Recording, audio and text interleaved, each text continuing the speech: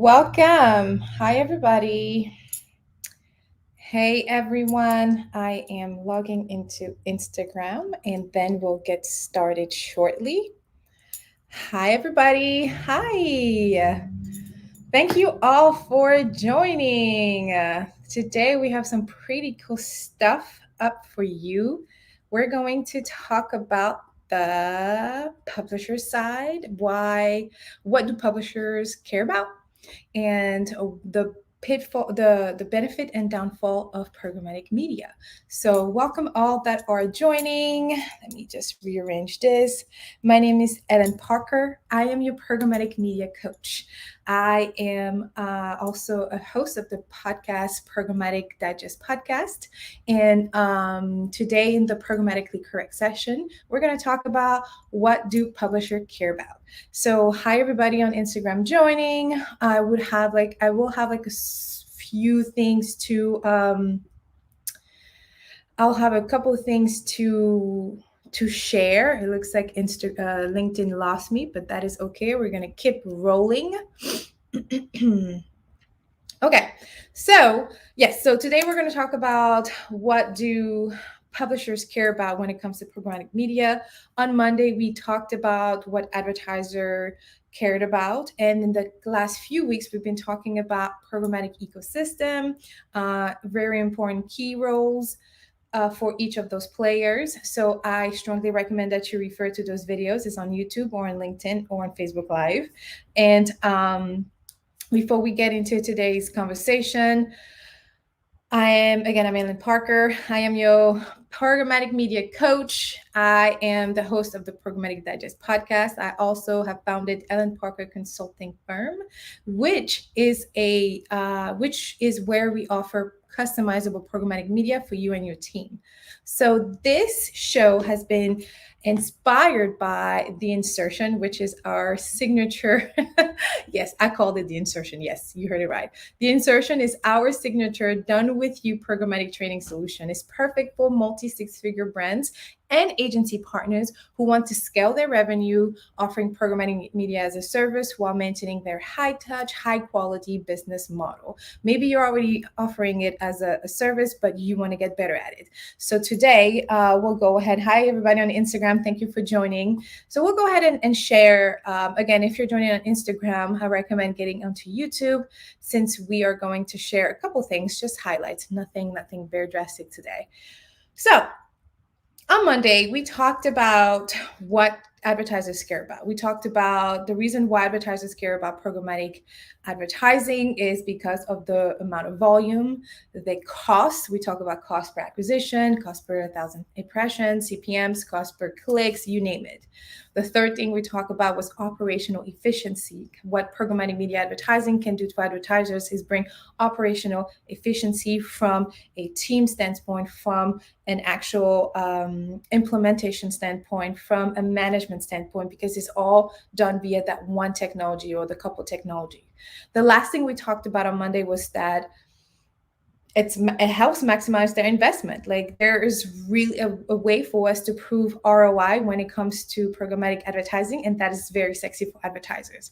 So now let's talk about what do publishers care about when it comes to anything, actually. We're going to talk about three things. We're going to talk, the first thing we're going to talk about is the user experience. If you remember a few weeks ago, we talked about the fact that the origin of cookies came actually from the publisher side.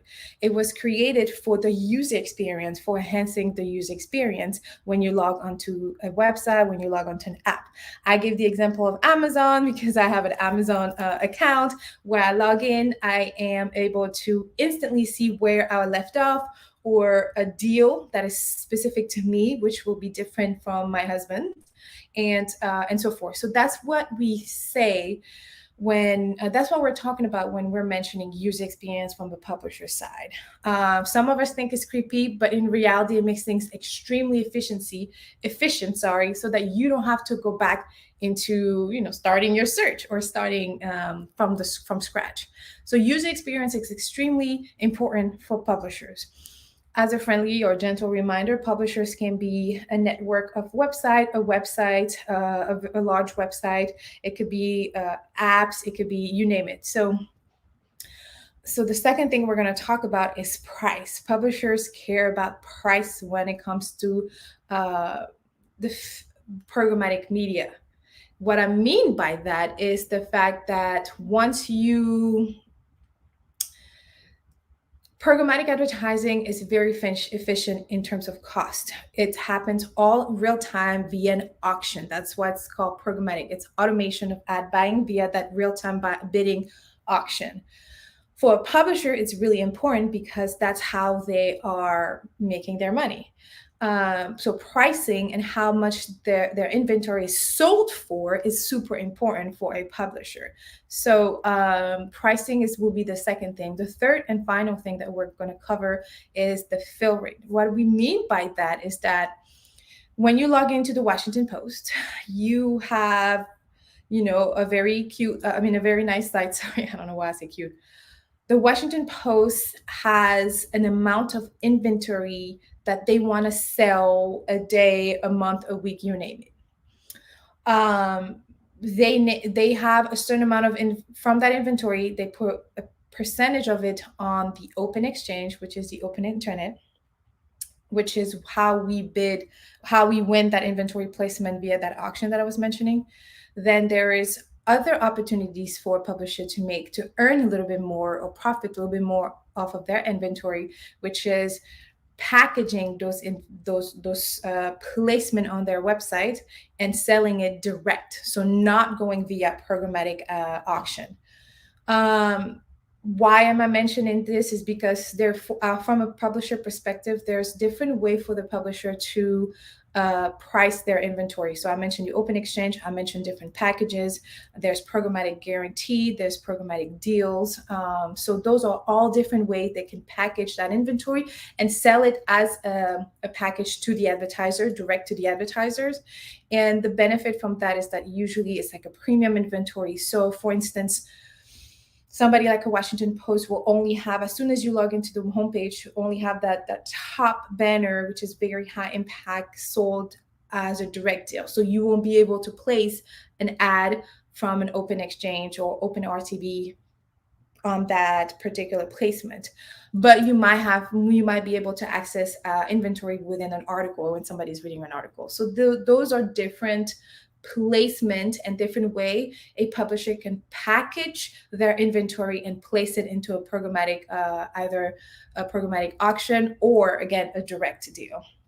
In the next couple of weeks, we'll talk about the programmatic waterfall. So stay tuned. We'll make sure to highlight some of this information in the next couple of weeks. So really quick before moving on. What do publishers care about? User experience. We want to make sure that all that inventory they have available, people are there to consume that content. So user experience is very important. Price, of course, they have to make some level of profit. So price is really important. How do they price it? It depends on the amount of inventory that's ready. That's available, or fill rate, which is the third thing we talk about, which is just the percentage or it's the formula that they have to use in order to make sure that all that inventory is sold. And for them to sold all that inventory, they can package it in different way. They can make it package premium inventory and sell it direct. They can sell it programmatic guaranteed, and they can leave the rest on the open exchange, which is where we can access most of the inventory. So I came across this really cool, fun fact, and I was reading an article on Adventure, and Adventure estimated that as much as 90% of online inventory goes unsold every year. That makes the competition super steep for publishers because they have all of that inventory to sell. So it's really important that any publishers or publisher consider programmatic advertising or ad exchange or a publisher's server, which allows them to have access to get all that inventory unsold, access to advertisers. So I thought it was really interesting. But let's get into overall, now that we know what do advertisers care about? What do publishers care about? Let's talk about the benefit of programmatic advertising. From a holistic view, if we had to recap our conversation in the last couple of weeks, it would be simply that it's efficient. Efficiency is extremely important in programmatic media. What we mean by efficiency is efficiency in making the buy, efficiency with reporting, efficiency with the fact that everything is handled on the one technology, which makes it extremely convenient and efficient for our teams that are actually handling those campaigns on a day-to-day. The second important thing is speed and control. We are able to have certain control over target capabilities that we cannot do on TV advertising. And when I say TV, is linear. Don't think Roku, think cable TV, Verizon Fios, Cox, AT&T TV, whatever it is. I don't know if AT&T is linear actually. But anyway, so that is my daughter's toy. So efficiency is very important. Speed and control. It's literally in real time. If you were here when we went over the life of an ad impression, again, that is available on YouTube. Just Google Programmatic Digest Podcast, the life of an ad impression. You will see that this process happens within 100 millisecond, which is faster than you can blink your eye. That's a second fun fact. So speed and control comes in from that perspective. The fact that we're actually able to turn on a campaign and stop serving. Of course, there are some limitation when it comes to certain DSPs. It might take up to 6 hours to actually get live, or a creative is still pending approval, so that might take a little more time. So there are always some limitation here, okay? But speed and control is one of the benefits from programmatic advertising. Automation, a third one. Automation is all about automation. You use one DSP to purchase all of your media buy. So automation is super, like it's almost the fundamental, like the fundament of it all. Like programmatic media is all about automation. It's all about real-time bidding. It's all about using that technology and being able to place your ad, being able to segment audience profiles, being able to serve on different channels such as mobile, streaming, audio and TV, or display banners, or using search inventory or keyword retargeting into your strategy. So automation is what it is. Even on the reporting and the data analyst and analytics side, automation is super important because we're able to pull that data back into our DSP or into our reporting tool that will automatically pull a certain insight for us. So it's really important. Automation is one of the almost like the biggest benefit of it all. Fourth and last benefit that we want to cover is reach and scale. You can get reach. You can reach people via programmatic advertising. Yes, you can do so via any type of advertising, but I just mentioned how 90% of the inventory was unsold a year from a publisher's perspective. Can you imagine if just 10 more percent was in utilization? So reach and scale here mean that you can reach a large amount of consumers utilizing programmatic advertising thanks to those open exchanges, because you have access to all of those sites. Okay, reach and scale comes into hand, but scale means like you can really get into, you can really scale from where you are. If you are trying to run an awareness-based campaign, then programmatic advertising is really important because you'll be able to run on multiple sites. You'll be able to add specific geographical settings. You'll be able to target based on not only location, based on visit frequency of a location visit. You'll be able to target based on the consumer behavior, the consumer intent. So that's where reach and scale comes into play. Now, with anything in life, there's a pros and there's a con.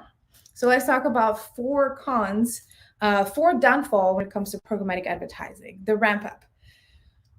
The ramp up means it can take some time to see the results we want to see. What I mean by that is that the ad buying process is in real time or close to real time, like happening within 100 milliseconds. But there's certain type of data that might need running a campaign running above 30 days or above 90 days in order to pull.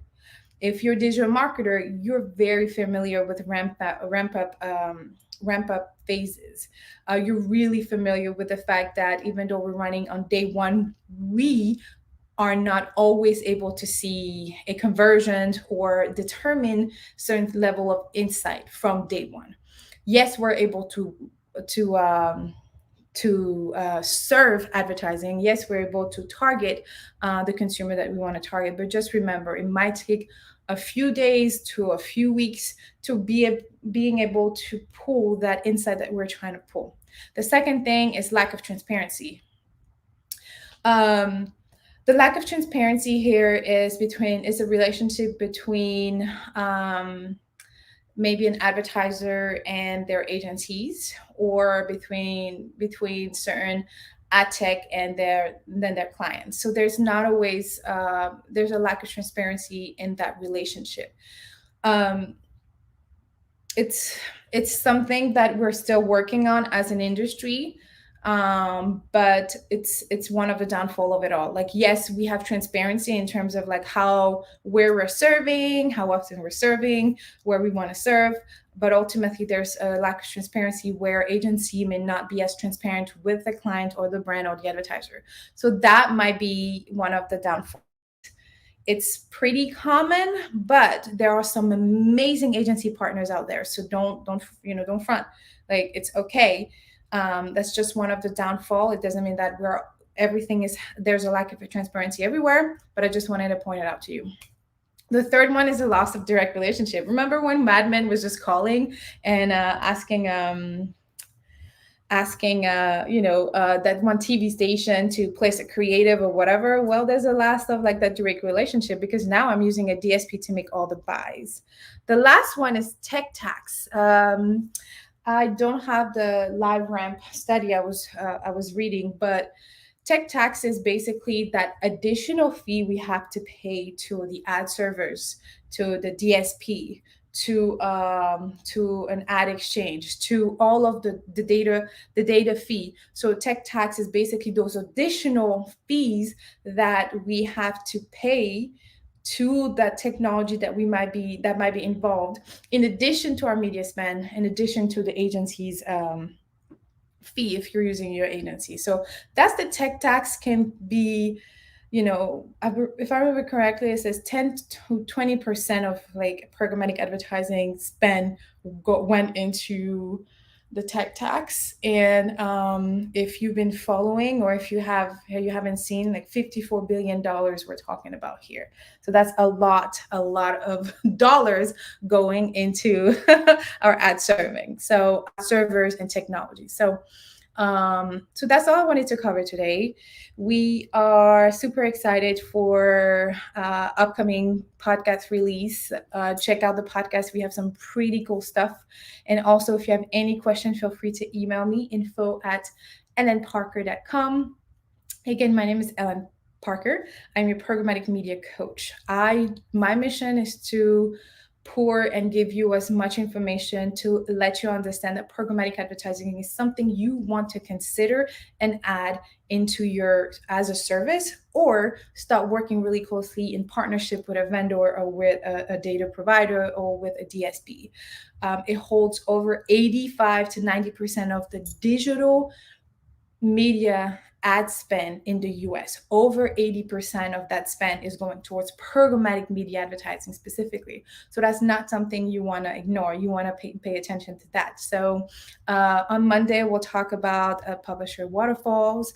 And next week on the podcast, we will have the CDP in conversation with a guest on CDP. So tune in on Tuesday if you are interested in finding out why CDPs are the bomb.com. And lastly, in November, this is the first time I'm announcing it too. In November 2021, we are going to hold live podcast panels all month long, every week. So I'm working on some a content outline, and I will be posting in the next few days. So tune in and make sure you are following us on Instagram, Facebook, LinkedIn. To be honest, I'm very active on Instagram, LinkedIn, and Twitter. That's the best places to see me, to get to me. So thank you so much for joining in. Thank you, Instagram. Thank you for all of your questions. If you have more, feel free to ask. Feel free to send me your questions. I don't see any today. But if you do have questions, it's never too late to learn. So reach out to me, email me, DM me, and then we'll make sure to help you out. So thank you so much, and you have a wonderful day. Bye.